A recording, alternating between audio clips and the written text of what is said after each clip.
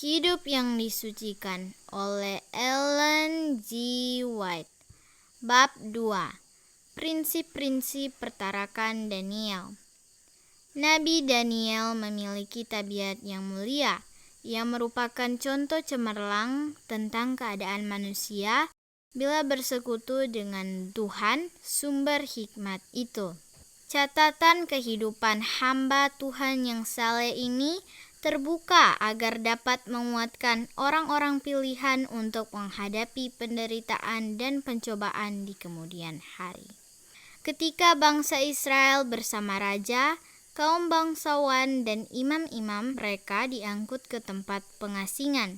4 dari antara mereka dipilih untuk melayani di istana Babel. Salah seorang dari mereka ialah Daniel, yang sejak mudanya telah memiliki kesanggupan yang luar biasa untuk diperkembang pada tahun-tahun mendatang. Orang-orang muda ini adalah keturunan bangsawan dan tercatat sebagai orang-orang muda yang tidak ada sesuatu celah, yang berperawakan baik, yang memahami berbagai-bagai hikmat, berpengetahuan banyak, dan yang mempunyai pengertian tentang ilmu, yakni orang-orang yang cakap untuk bekerja dalam istana raja. Daniel 1 ayat 4. Menyadari talenta luar biasa orang-orang muda tawanan ini, Raja Nebukadnezar memutuskan untuk menyiapkan mereka bagi kedudukan penting di kerajaannya. Agar sepenuhnya pantas bagi kehidupan dalam istana, sesuai dengan adat bangsa timur, mereka harus diajar bahasa orang Kasdim, dididik dan dilatih selama 3 tahun guna mendapatkan disiplin fisik dan intelek. Di sekolah ini, pemuda-pemuda Ibrani itu bukan saja diterima di istana raja, tetapi juga diwajibkan makan makanan dan minuman anggur yang dihidangkan dari jamuan raja. Sesuai dengan pertimbangan raja, ia bukan saja menyodorkan kehormatan dan kemuliaan besar kepada mereka, tetapi juga menjaga fisik dan perkembangan mental terbaik yang harus mereka capai. Menghadapi ujian. Di antara makanan pilihan yang disajikan di hadapan raja terdapat daging babi dan daging lain yang menurut hukum yang diterima Musa adalah haram dan tidak boleh dimakan orang-orang Ibrani. Di sini Daniel dihadapkan kepada ujian yang berat. Haruskah ia melanggar ajaran yang diajarkan nenek moyangnya dalam hal makanan dan minuman, tidak tunduk kepada raja, sehingga besar kemungkinan bukan saja hilang kedudukan, tetapi nyawanya sendiri? Atau haruskah ia meremehkan perintah Tuhan dan mempertahankan simpati raja? Dengan demikian ia memperoleh keuntungan intelek dan prospek duniawi yang penuh sanjungan itu? Daniel tidak ragu. Ia bertekad untuk tetap setia, walaupun apapun akibatnya. Ia berketetapan untuk tidak menajiskan dirinya dengan santapan raja dan dengan anggur yang biasa diminum raja. Daniel 1 ayat 8. Tidak picik atau fanatik. Mungkin orang-orang yang mengaku Kristen dewasa ini beranggapan bahwa Daniel terlalu mengada-ada serta menyebutnya sebagai orang yang berpandangan sempit dan fanatik.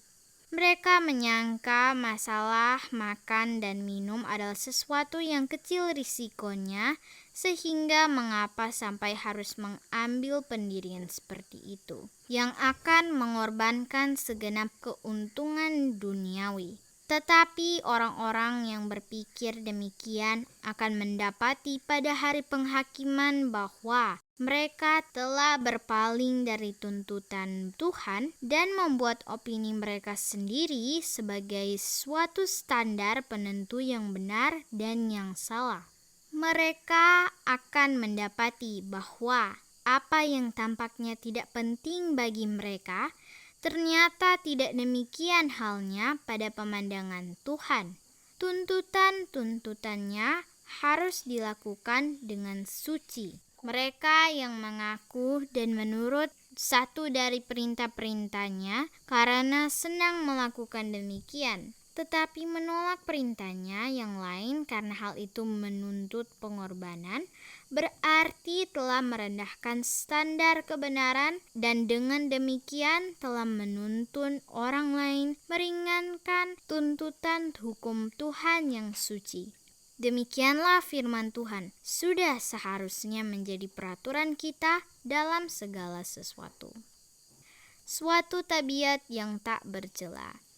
Daniel menghadapi pencobaan-pencobaan paling berat yang dapat juga dialami orang-orang muda sekarang ini, namun ia tetap teguh pada ajaran agama yang diperolehnya sejak kecil. Ia dikelilingi pengaruh yang dapat menumbangkan mereka yang bimbang antara prinsip dan nafsu. Namun firman Tuhan memperkenalkan dia sebagai seorang yang tabiatnya tak bercela. Daniel tidak berani mempercayai kesanggupan moralnya. Baginya, doa begitu penting. Ia menjadikan Tuhan kekuatannya, dan takut akan Tuhan berlangsung terus dalam setiap transaksi hidupnya. Daniel memiliki anugerah kerendahan hati sejati. Ia benar, teguh, dan mulia.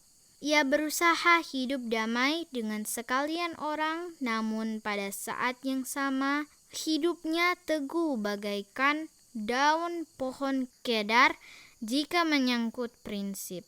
Dalam segala sesuatu yang tidak bertentangan dengan kesetiaannya kepada Tuhan, ia hormat dan patuh kepada penguasa yang mengaturnya.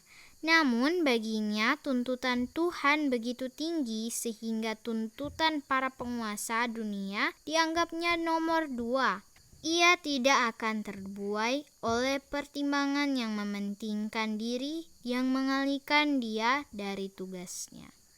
Tabiat Daniel dinyatakan kepada dunia sebagai satu contoh yang jelas tentang apa yang dapat dihasilkan oleh anugerah Tuhan dalam diri manusia yang sifat alamiahnya telah jatuh dan dirusak oleh dosa.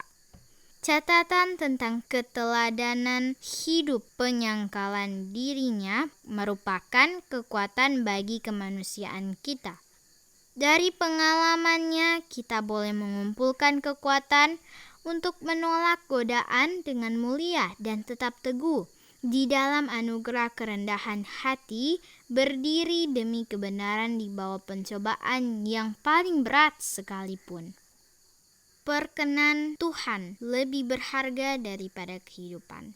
Daniel bisa saja membuat penolakan yang masuk akal terhadap kebiasaan bertaraknya yang ketat. Tetapi restu Tuhan lebih berharga baginya daripada meraih simpati orang dunia yang paling berkuasa.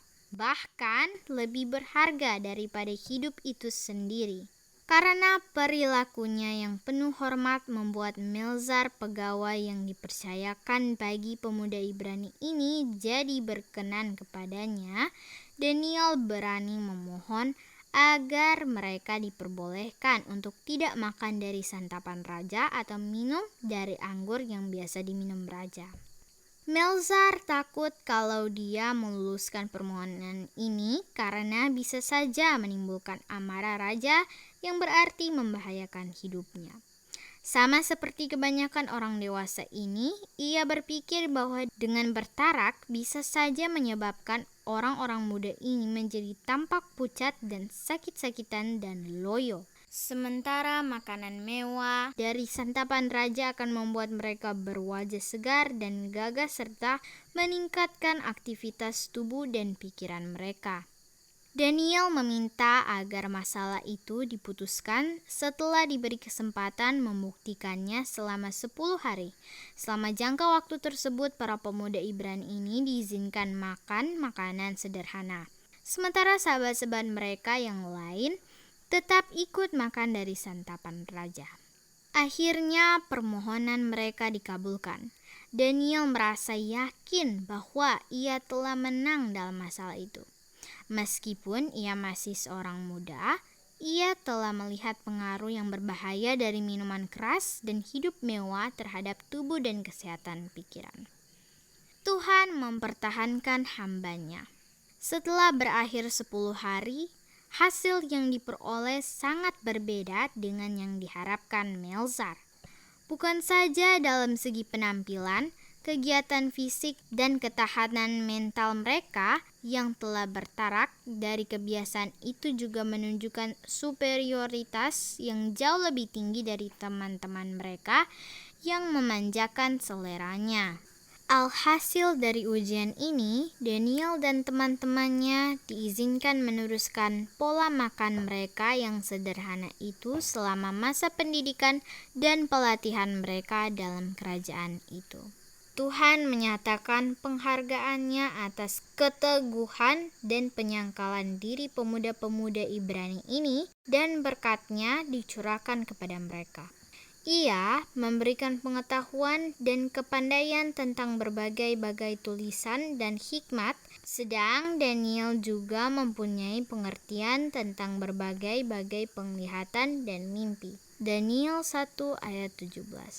Setelah masa pendidikan 3 tahun itu berakhir, manakala kemampuan dan pengetahuan mereka diuji oleh sang raja, ternyata tidak didapati yang setara dengan Daniel, Hananya, Misael, dan Azaria. Maka bekerjalah mereka itu pada raja.